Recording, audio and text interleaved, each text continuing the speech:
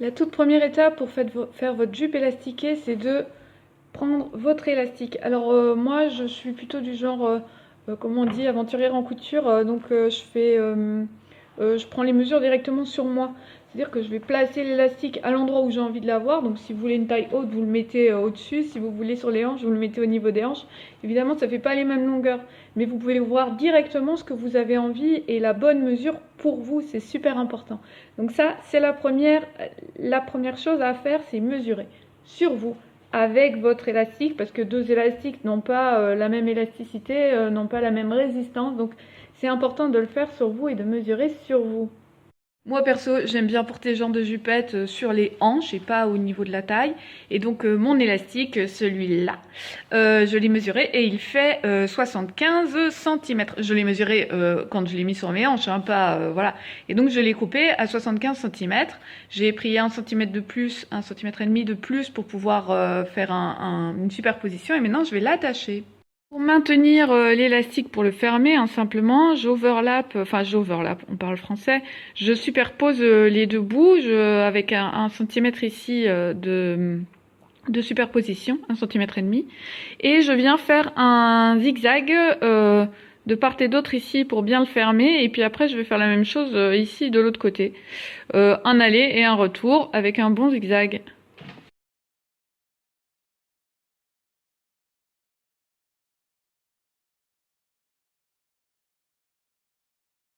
Voilà, donc grâce à cette petite à ce double zigzag, c'est super solide et il n'y a rien qui dépasse. Alors maintenant, ce que je vais faire, c'est que je vais prendre mon élastique et je vais l'étirer. Et je vais mesurer à combien j'arrive. Bon, pas en y mettant toutes mes forces, parce que ça, c'est pas non plus souhaité, mais vraiment en étirant assez normalement. Et je vais vérifier que j'arrive à passer mes hanches, en fait. Donc, je vais prendre la mesure de mes hanches. Et je vais étirer l'élastique et vérifier que j'arrive à une mesure supérieure à mes hanches. Donc voici mon élastique. Maintenant, si je le positionne là sur ma règle et que je le tire, voilà, je le tire pas de toutes mes forces, hein, j'ai encore beaucoup de force en stock, mais je vois que je peux avoir une mesure qui est plus grande que mon tour de hanche. Et donc c'est parfait, c'est cette mesure-là que je vais prendre. Donc là, je suis sur 52 cm x 2, ça fait 1,4 m. Il est super important que cette mesure-là soit plus grande que votre tour de hanche. Parce que sinon vous pouvez pas passer la jupe tout à la fin, pas à cause de l'élastique, parce que l'élastique on peut toujours tirer plus fort dessus, mais à cause de ma petite technique un peu spéciale avec la surjeteuse et avec le fil de fronce qui font que l'élasticité n'ira que jusqu'à 1,4 m. Et donc c'est super important, attention. Alors maintenant on va s'occuper du tissu de la jupette. Alors ici moi j'ai sélectionné un jersey de Marcel, un jersey pour faire cette jupe parce que le jersey ça tombe très fluide aussi, c'est super bien pour les jupes élastiquées et pour vous dire vrai, j'ai plus de viscose dans mon stock, donc je n'aime pas du tout la viscose en vrai, donc voilà. Mais il n'empêche que ça marche très bien avec le jersey. Alors le jersey, j'ai pas de problème de transparence comme on a avec beaucoup de les viscoses et les tissus plus légers, donc j'ai pris seulement 1,40 m je crois de jersey. Je l'ai déjà ourlé et je l'ai déjà fini là sur le côté. Donc simplement ça fait un grand tube, voilà, un grand tube. Hop, et je vais maintenant le froncer. Et alors j'ai une double technique. Une technique pour les fronces en général que je vais vous montrer pour simplifier la manière de faire les fronces. Vous allez voir, c'est beaucoup plus simple. Et l'autre technique, c'est après, une fois qu'on aura fait les fronces. Donc je vais froncer le haut de la jupe et je vais la froncer jusqu'à obtenir 1,4 m de circonférence. C'est parti. Alors, pour ma petite technique pour faire des fronces, bon, le premier point, évidemment, c'est d'avoir un point droit super long. Hein, bon, ça, je vous apprends rien. Le deuxième point, c'est de partir sans faire de marche arrière, évidemment, et on terminera de l'autre côté sans faire de marche arrière aussi. Et alors, ma petite technique un peu spéciale, c'est de venir avec votre index derrière le pied de biche, là, vraiment bien coincé, et de venir appuyer vers le pied de biche. Donc ce qu'on veut vraiment, c'est comme si on voulait empêcher le tissu d'aller vers l'arrière de la machine à coudre. Donc ce qui va se passer quand je vais enclencher la machine, c'est que le tissu va venir s'accumuler entre l'arrière du pied de biche et mon index. Et en fait, en faisant ça, il va préformer des petites fronces. Et c'est ça toute la technique. Ça va faciliter derrière. Déjà, ça va faire des petites fronces. Et puis en plus, ça va préplier le tissu pour pouvoir faire des fronces qui vont être beaucoup plus homogènes. Alors, je vous montre la technique. Donc, bien l'index calé derrière. Je fais attention. Voilà. Et là, vous voyez le petit amas qui se forme ici. Voilà, c'est exactement le but de la manipulation. Je vais continuer pour vous montrer un peu plus. Et donc là, je dois vraiment mettre de la force dans mon index pour maintenir cet amas le plus près possible du pied de biche. Bon, évidemment, filmer et coudre, c'est pas super simple. À un moment donné, l'amas va être tellement gros que je vais plus pouvoir le contenir. Dans ce cas-là, je vais le détendre. Et là, on aperçoit déjà le début des fronces qui sont préformées. Et puis après, je vais continuer.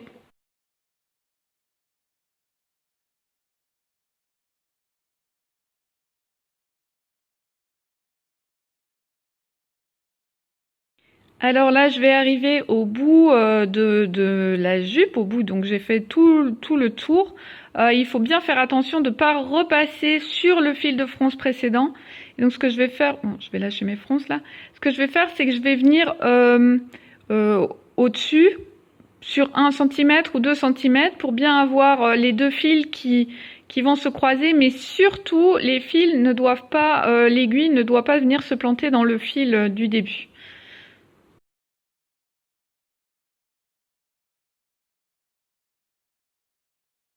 Et voilà, et là je fais pas de marche arrière. Avant de commencer à froncer, je voudrais vous montrer le résultat juste sorti de la machine. Donc on voit déjà des toutes petites fronces qui sont préformées. Alors bon, déjà c'est déjà un tout petit peu froncé, donc ça nous facilite le travail. Mais ce qui est surtout génial, c'est qu'en fait comme il y a déjà une préforme qui est donnée aux fronces, ça va être beaucoup plus facile de les répartir.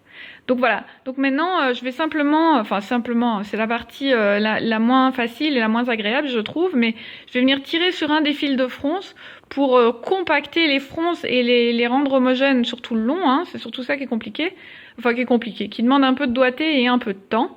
Et je veux arriver à une longueur finale, donc pliée en deux de 52 cm pour avoir une circonférence totale de 1,4 m, c'est ça que j'ai dit. Bon, ça m'a pris exactement 32 secondes de froncer ce tissu, mais en même temps, comme j'avais choisi un tissu de 1,40 m et je devais le froncer pour arriver à 1 m, et que j'avais pré-froncé le tout, ça a été très très facile. Par contre, pour ma jupe en viscose, j'avais pris 3 mètres j'avais 3 mètres à froncer pour arriver à pareil 1 m 5 ou quelque chose comme ça. Autant vous dire que j'ai eu un peu plus de boulot. mais voilà, avec du jersey, comme le jersey est élastique et que j'ai pas la problématique de transparence, un petit coupon et ça fait l'affaire. Ça n'a pas le même rendu tout à fait, hein, ça c'est sûr, mais ici pour les besoins de ce tutoriel, ça fonctionne très très bien. Alors maintenant je vais passer ma jupette et mes fronces en fait dans mon amie la surjeteuse pour avoir un rendu qui soit aussi propre à l'intérieur qu'à l'extérieur. Bon, avec le jersey je trouve que c'est un peu moins nécessaire, mais clairement avec la viscose ou avec tous les tissus enchaînés trame qui vont s'effilocher, je pense que s'il n'y a pas ça, le rendu il est un peu moyen. Donc simplement je prends les fronces comme elles viennent en gardant bien le fil de fronce à la dimension voilà, qu'on a voulu avoir, et je passe toutes les fronces dans la surjeteuse.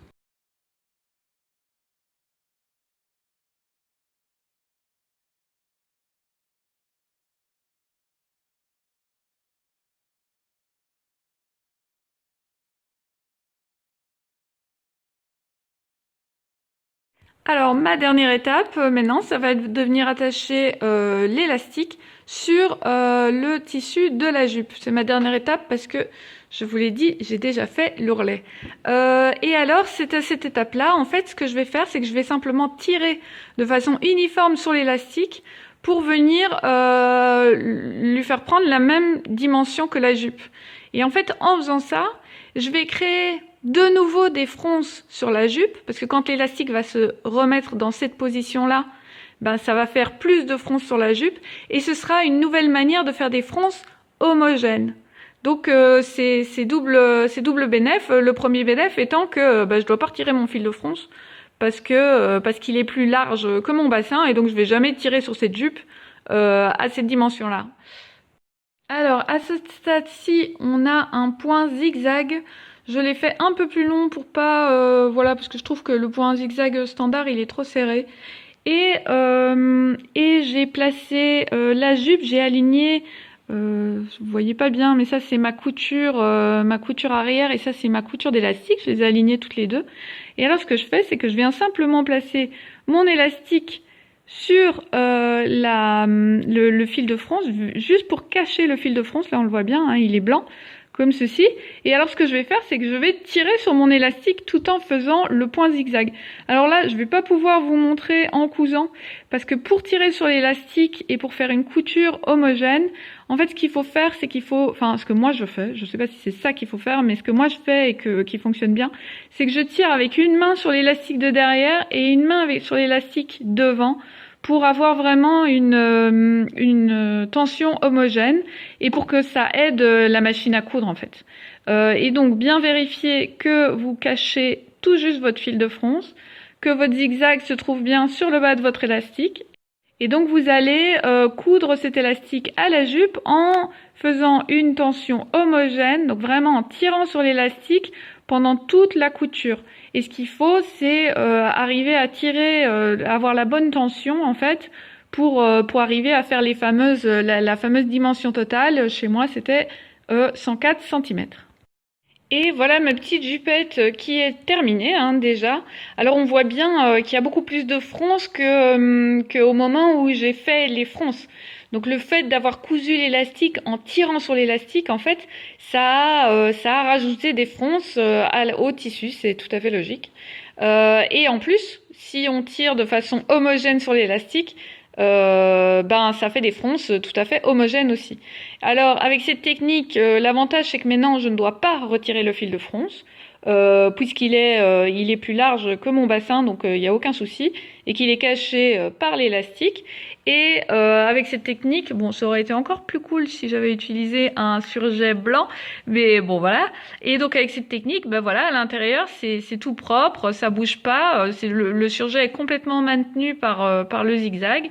Et ici, on voit pas grand chose hein, pour le zigzag, je peux pas vous montrer grand chose, mais voilà, c'est super propre. Il me reste plus qu'à couper les fils et c'est parti.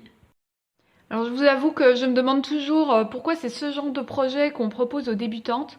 Alors j'ai ma petite idée, hein. Je pense que c'est un projet qui est facile en termes d'ajustement. C'est-à-dire que si le tissu est bien choisi, ce qui est pas encore super évident, il faut choisir un tissu qui est soit mou, soit fluide, voilà. Si le tissu est bien choisi, ça va à peu près à toutes les morphologies, il n'y a pas d'ajustement à faire, on n'est pas aux 2 cm, au truc qui baille, voilà. Quelque chose qui tombe pas bien. Donc ça, je crois qu'effectivement, c'est facile. Mais par contre, faire des fronces, sincèrement, c'est pas du tout quelque chose de simple.